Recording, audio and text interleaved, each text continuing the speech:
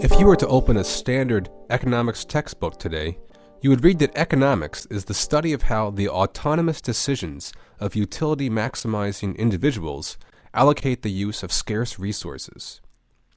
The optimal allocation of resources is reached naturally when individuals are free to make autonomous decisions in the market. But this doesn't mean that we can have everything we want. We live in conditions of scarcity. We always want more than is possible for us to have. Therefore, we always have to make trade-offs.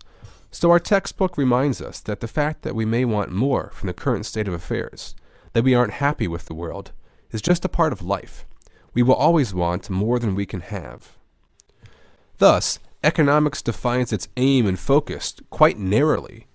It is focused on the decisions that individuals make in the market. Its focus is on exchange. That doesn't mean it doesn't say anything about production, but its observations about production are based on the basic principles it learns from its analysis of exchange. Production is also just a realm of individuals making choices between scarce resources, nothing more, nothing less. And with this framework, neoclassical economics is able to justify all of the central ideological claims of capitalism, that people can only be understood as individuals and not classes, that we can only blame ourselves for our lot in life, that free markets are the best route to maximizing everyone's utility, and that the current state of affairs is not only the best one, but also the natural expression of universal human nature. Here, too, we have clues that our analysis may be one-sided. As in our previous example, there is a conflation of the universal and the particular. Particular aspects of the individual's market behavior under capitalism are held to be universal, innate properties of all human behavior for all time.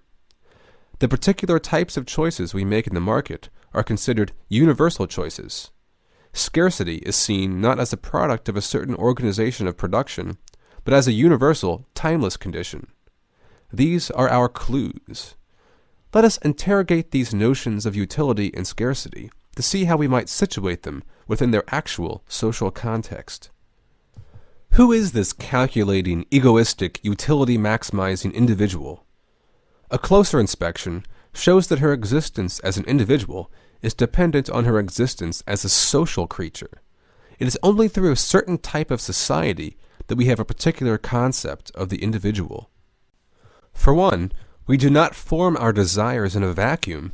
We are taught what to desire. We are also taught how to pursue the objects of our desires. In different societies, people carry out these intentions quite differently. In a capitalist society, we purchase our desires. But this requires that we sell our labor in the market. And thus our utility calculating isn't just an abstract measure of how much we want things. There is a social context that structures these calculations. We have to consider our incomes and the social values of commodities. Neither one of these things, wages or prices, can be explained solely by the world of exchange. They both require an analysis of production. The logic of production does not follow the same logic of utility maximization.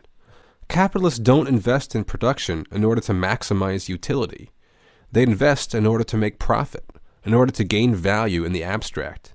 The pursuit of money for its own sake is not a pursuit of utility.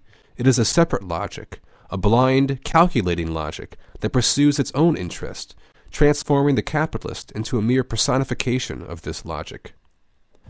The profit maximization of capitalists forms the bulk of the economic activity in our society.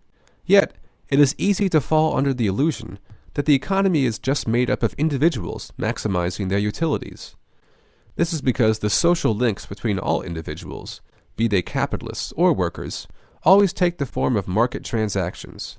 Our social relations are mediated through value relations between commodities. But this appearance is one-sided. The presence of the utility-maximizing individual presupposes the social organization of a capitalist society, with its private property, wage labor markets, and the capitalist state. In our textbook, the individual walks by shelves of commodities to compare and evaluate. We don't need to know where they came from or how they got to the shelf. Supply is given, a static, pre-existing quantity of stuff on shelves. Economics assumes it into existence, as it does the isolated, hedonistic consumer. Upon interrogating our textbook and asking for a theory of what creates supply, we are given a familiar answer. There is a given amount of scarce resources. We must make choices between them. We are shown a static, pre-existing world of resources to choose from, as if shopping in the market. Cleverly, our focus has been diverted from any activity that actually brings commodities into being. But how can we actually understand scarcity without understanding the production process? How do we compare the scarcity of coal to the scarcity of wood, without an understanding of the fact that wood merely requires the cutting of a tree, while coal requires an elaborate mining process?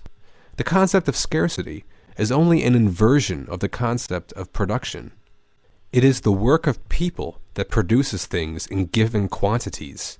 Our choices between scarce resources are actually choices between different distributions of labor.